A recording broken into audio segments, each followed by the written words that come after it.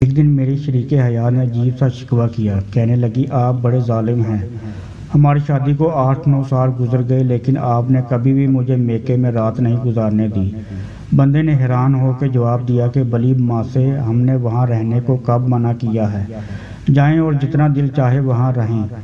وہ خوش ہو کے بولی ٹھیک ہے پھر میں اگلے 2 دن میکے میں ہی رہوں گی، لیکن آپ کا ناشتہ اور آفس کی تیاری دوپہر اور رات کا کھانا کون بنا کے دے گا؟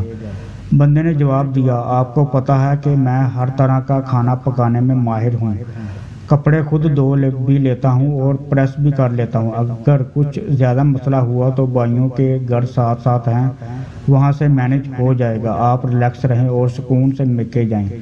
کچھ متفکر نظر آتے ہوئے بولی چلیں ٹھیک ہے۔ کچھ ضروری ہدایات کے بعد وہ میکے چلی گئی۔ یاد رہے میرے سسرال کے گھر کا فاصلہ آدھے کلومیٹر سے بھی کم ہے۔ رات گزر گئی۔ صبح کا نماز پڑھنے کے بعد واک کرنا میرے معمول میں شامل ہے۔ واک کرنے کے بعد بندہ ناشتہ بنانے کا سوچ ہی رہا تھا کہ دروازے پر دستک ہوئی۔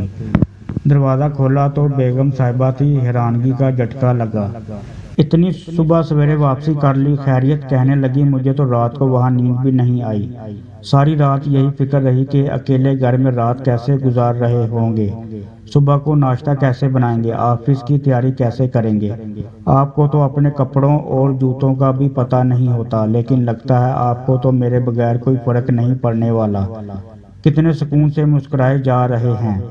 ساتھ ساتھ ناشتے کی تیاری بھی جاری تھی۔ میں نے مسکراتے ہوئے کہا سچ بتاؤں؟ ہاں بتائیں۔ نیند بھی مجھے نہیں آئی۔ میرا ماننا ہے کہ عورت سے سچی محبت صرف اس کا شوہر ہی کر سکتا ہے، اور مرد سے سچی محبت صرف اس کی بیوی ہی کر سکتی ہے۔ محبت ہمیشہ وقت لیتی ہے، انڈرسٹینڈنگ مانگتی ہے، جس کے لیے ایک دوسرے کا ساتھ لازمی ہے۔